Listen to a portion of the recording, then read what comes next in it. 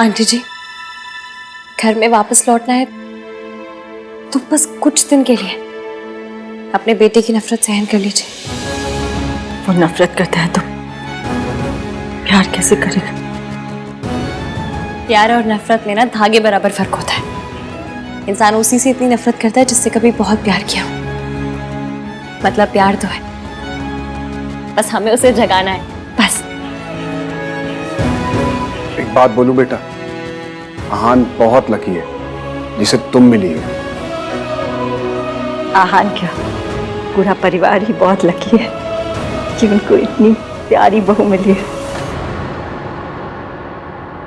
बेटा, तो जो करी है ना, अगर उसकी आहट में मम्मी जी ने सुन ली तो पता नहीं वो क्या कर बैठेंगी।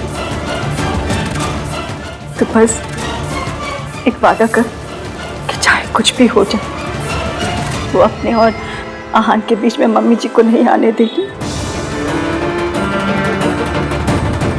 मैं वादा करती हूँ, दादी जी को मेरे और आहान के बीच में कभी नहीं आने दूंगी।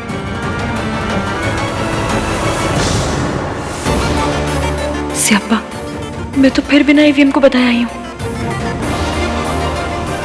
मैं चलती हूँ, ईवीएम वेट कर रहे होंगे मेरा। Bye bye. बहू कहाँ है पहले वो बता। मम्मी जी, आप इतनी टेंशन क्यों ले रहे हो? अपने मायके गई होगी और क्या। मायके ही जाना था तो शादी क्यों की? मुझे तो लगता है मौसी का नाम लेके वो यहाँ वहाँ घूमती रहती है। दादी, आपको हर बात पे ओवर रिएक्ट करना होता है ना। अब घर में क्या कर रही हो? आप टीवी सीरियल्स में काम कर लो ना। हर बात पे धुमता ना ना ना ना ना ना वाले रिएक्शंस देते हो। At least get paid for it ना। चुप रह खोते। एक बात क्या पूछ ली, सबके पेट में मरोड़े उठने लगी है। तू भी सुना ले आके, तू वहां क्यों खड़ा है? यही दिन देखने के लिए तो बाकी रह गया था मेरे लिए। दादी, इसकी किसी इंपॉर्टेंट काम से गई होगी, आ जाएगी। वो आएगी तो आप पूछ लेना ना उससे। आपका हक बनता है, कोई रोकेगा नहीं आपको। क्या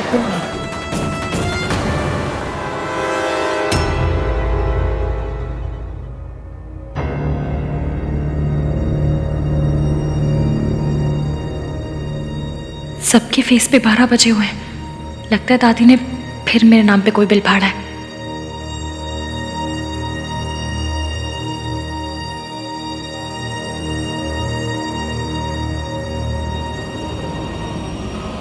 कहाँ गई थी महारानी जी की सवारी? सुबह गई थी या रात को घर पर लौटी ही नहीं?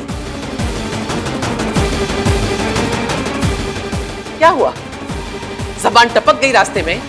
बोलना, देखना ही पलट के जवाब देगी। ये मॉडर्न है ना। सालों पहले एक मॉडर्न आई थी, तब भी यही रोना मचा था।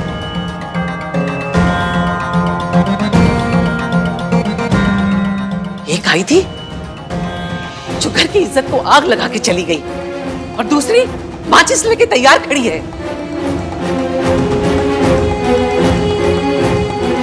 दादी, क्या क्या बोले जा रहे हो आप? यू नो इसकी ऐसी नहीं है दादी। ऐसी नहीं है तो पूछो इससे कहां गई थी बिना बताए। अरे मुझे नहीं बताया, कोई बात नहीं। बड़ों की इज्जत नहीं करती है, जानती हूं मैं। नहीं, कम से कम अपने पति को तो बता के जाती।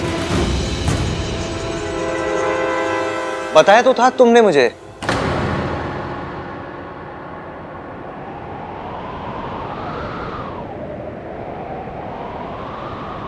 कल बता के ही गई थी। मैं आपको बताना भूल गया दादी, इसने मुझे बताया था, भूल ही गया मैं।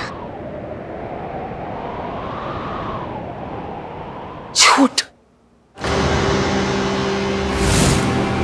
इसके लिए तो झूठ भी बोलने लगा। सालों पहले तेरा बाप भी इसी रास्ते से गया था, और हम सब जानते हैं कि रास्ता हमारे खानदान के ऊपर जाके खत्म हुआ था। बीवी है तेरी, काबू में रख। कभी नहीं भूल सकती तेरी माँ हम सबको छोड़ के, मेरे बेटे को खा के, सब बर्बाद करके खुद ऐश कर रही है। जो मेरे बेटे के साथ हुआ ना, मैं अपने पोते के साथ नहीं होने दूंगी। पता नहीं कहां कहां गुल खिलाकर आई है। गुल खिलाकर नहीं आई हूँ, आपके पीछे गई थी।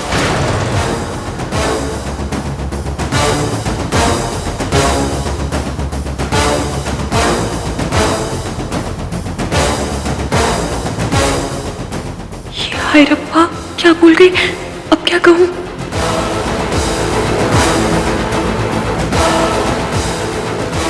मैं सुबह सुबह पानी पीने किचन में आई तो मैंने देखा दादी जी कहीं बाहर जा रही थी। मुझे इस घर में सबसे ज्यादा चिंता दादी की लगी रहती। सब सो रहे थे तो मुझे नहीं समझ में आया कि मैं सबको उठाऊं या क्या करूं। दादी को रोकती तो वो नाराज हो जाती, इसलिए मैं इनके पीछे चली गई ताकि रब ना करे अगर रास्ते में इनकी तबीयत खराब हो गई, कुछ ऊंच नीच हो गई, तो मैं कम से कम हेल्प तो कर सकूं। हे भगवान, ये मेरा पीछा कर रही थी, कहीं इसने मुझे आश्रम जाते तो नहीं देख लिया। मैं तो बस मैं बहुत डर गई थी। मुझे लगा कि दादी अपने साथ कुछ कर कर ना ले। होता है इस उम्र में ओवर इमोशनल हो जाते हैं, दिमाग भी आना पौना काम करता है ना। मैं जानती हूँ आप दादी से कितना प्यार करते हैं। अगर इन्हें कुछ हो जाता तो मैं आपको क्या मुंह दिखाती। इसलिए बस इनके पीछे चल पड़ी। बताइए क्या गलत किया मैंने? दादी इस घर की जान है और इस घर की जान जा रही होगी तो मैं चुपचाप बैठे बैठे देखती रहूं सिर्फ? इतनी बुरी बहू नहीं हूं मैं।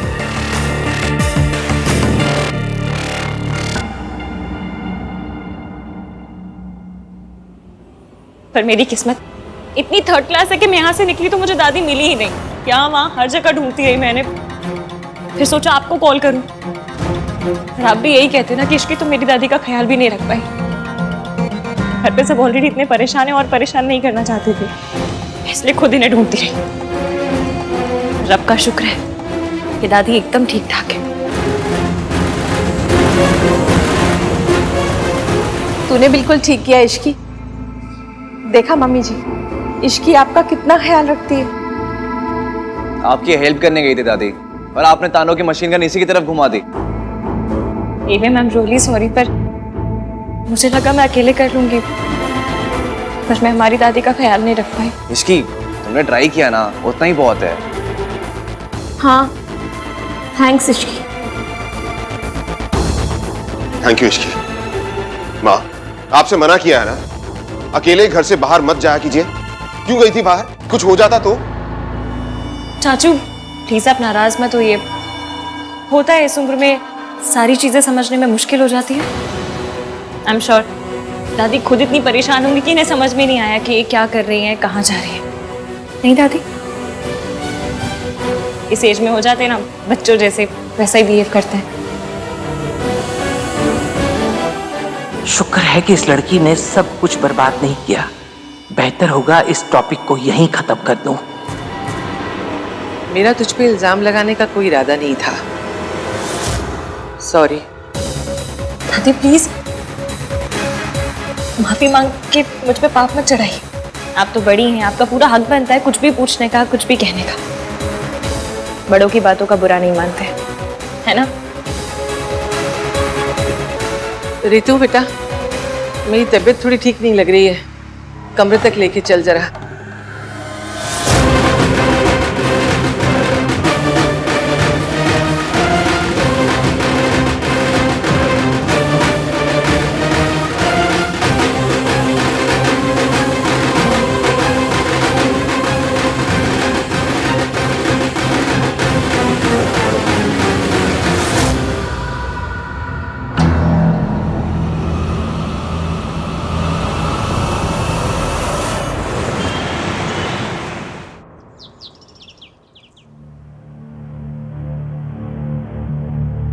देख लिया हान की माँ, इससे गिरी हुई औरत ना मैंने सारी जिंदगी में नहीं देखी।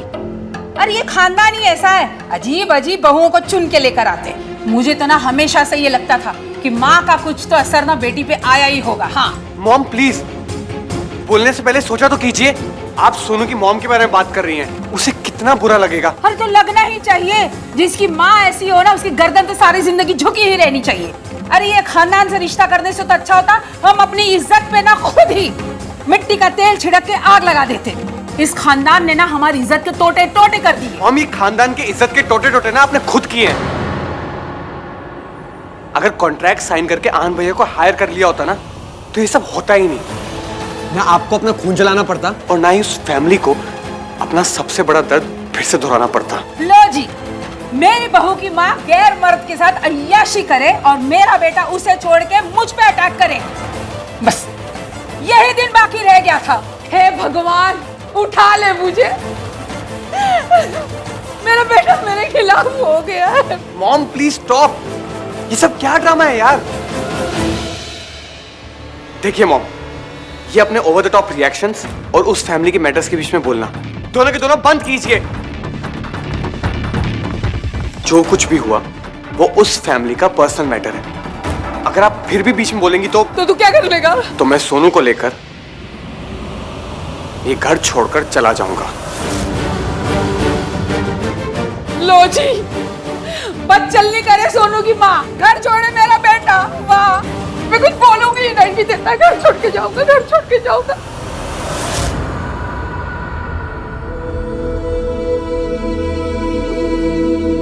राज,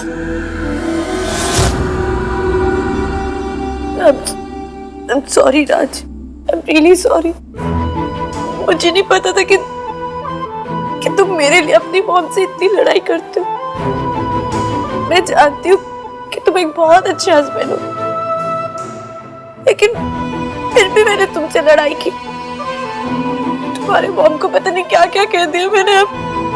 I'm really sorry। मुझे आज पता चला कि कोई माँ को कुछ कहते तो कैसा लगता है। तुम्हारी मॉम तो बस ओवर ड्रामेटिक है। मेरी माँ, उनके बारे में तो जितना लोगों ने कहा वो सब सच निकला, लेकिन पता नहीं फिर भी राजू मैं उनको नफरत नहीं कर पाती। आन भैया कर लेते हो, वो उनका नाम तक नहीं लेते, नहीं कर पाती। मैं अभी भी उनसे बहुत प्यार करती हूँ। मुझे लगता है कि ठीक है, जैसे भी है bye. I'm sorry Sonu, I wish तुम्हारी मॉम जैसी वैसी नहीं होती।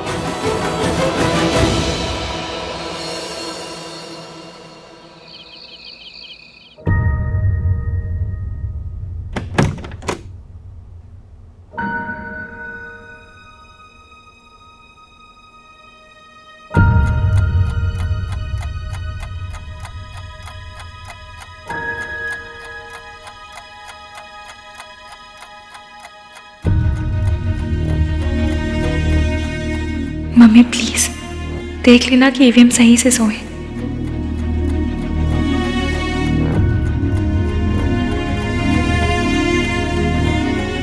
ईवीएम, आप नहीं चाहते कि मैं आपको उस पल में देखूं जिस पल में आप कमजोर पड़ रहे हो। आप रोते भी हैं तो छुप के। आपके आंसू को मेरे साथ आइस पाइस खेलनी है तो खेल लीजिए, मैं भी धप्पा नहीं करूंगी।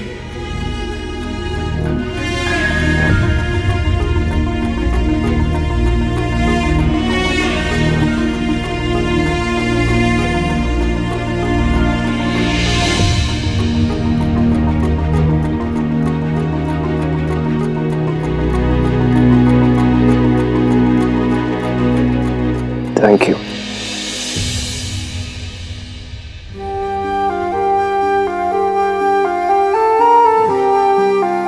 मुझे ना थैंक यू और सॉरी की कंप्लेन आई थी। कह रहे थे कि एवीएम से कहो मैं इतना ना बोला करे, हम थक जाते। और पॉइंट भी है ना, अगर यही दो शब्द बोलने थे तो इतनी हाई फाई इंग्लिश सीखने का क्या फायदा हुआ।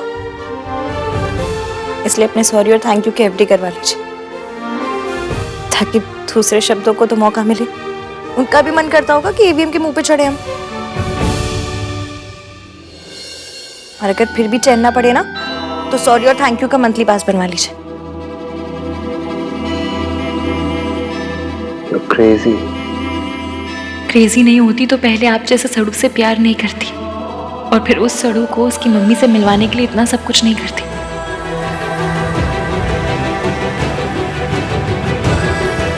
क्या सोच रही हो?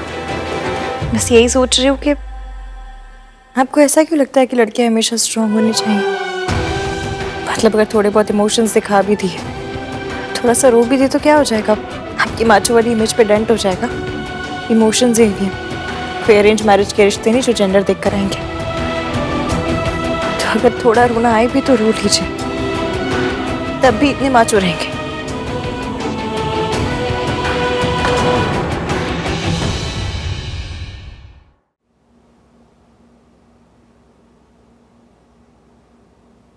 हम हार जीत दुख सुख सब में पार्टनर्स हैं। तो अगर अगली बार अपना ये दुख मुझसे छुपाया ना तो मम्मी कसम सॉलिड वाली लड़ाई हो जाएगी। तो पता नहीं ये बॉयज ने अपनी इमेज का इतना लोड क्यों ले लिया। ये कहाँ लिखा है कि लड़कियां पिक्चर देखकर भी रो सकती हैं लेकिन लड़के लाइफ में प्रॉब्लम हो तो भी नहीं रो सकते। किसने बनाया किसने ये रूल? और जिसने भी बनाया उसकी रूल की ऐसी कम तैसी, कोई जरूरत नहीं ऐसे रूल मानने की। और अगर आपने माना ना तो देख लेना बस फिर आए बड़े अपना दुख छुपाने वाले मुझसे। मुझे ऐसा लगता है जैसे मुझ में ऐसी कोई प्रॉब्लम है जो आप मुझसे अपनी फीलिंग शेयर नहीं कर पाते। तुम में कोई प्रॉब्लम नहीं है, प्रॉब्लम मुझ में इश्क की। मैं शेयर नहीं कर पाता अपनी फीलिंग। पर अब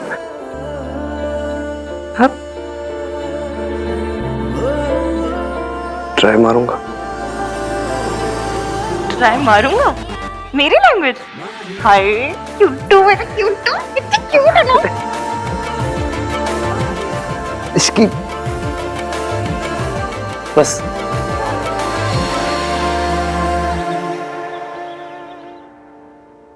थैंक यू।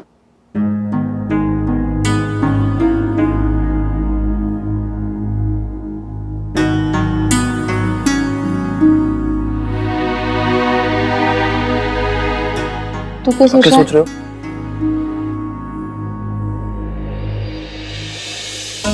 मुझे पता है तू भी यही सोच रहा है। रब जाने हम ये सिचुएशन कैसे हैंडल करेंगे। भाभी, भाई का है? आ रहे। मैं देखती हूँ।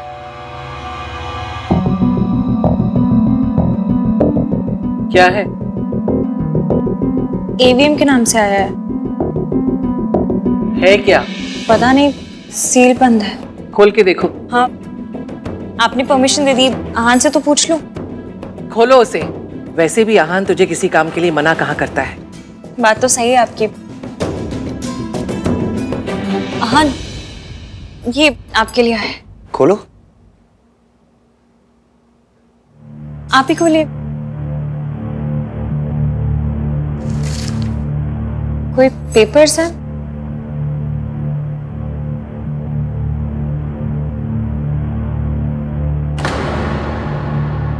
क्या हुआ?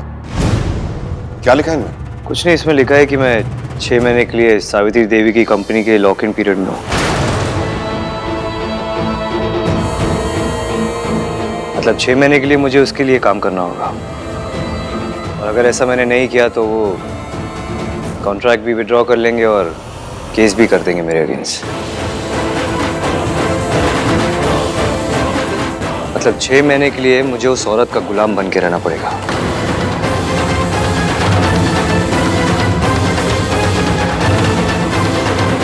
सावित्री करना क्या चाह रही है?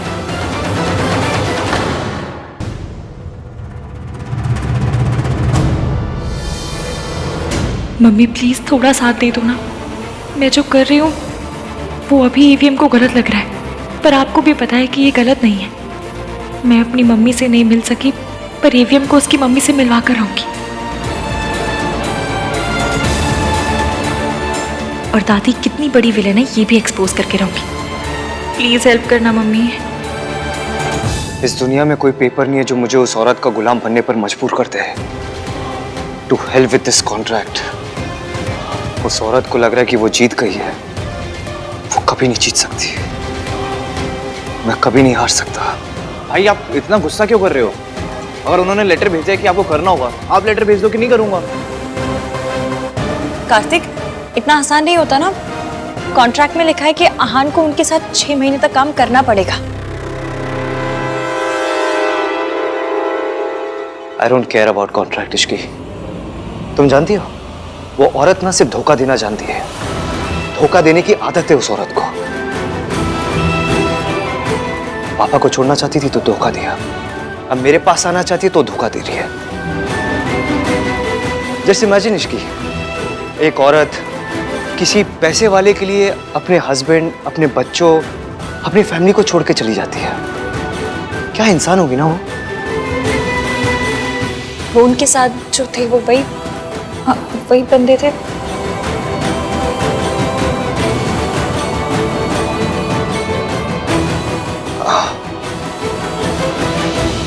पर एक बात बताइए, अगर वो पैसों के लिए आप सबको छोड़कर गई थी तो फिर अब वापस क्यों आना चाहती है?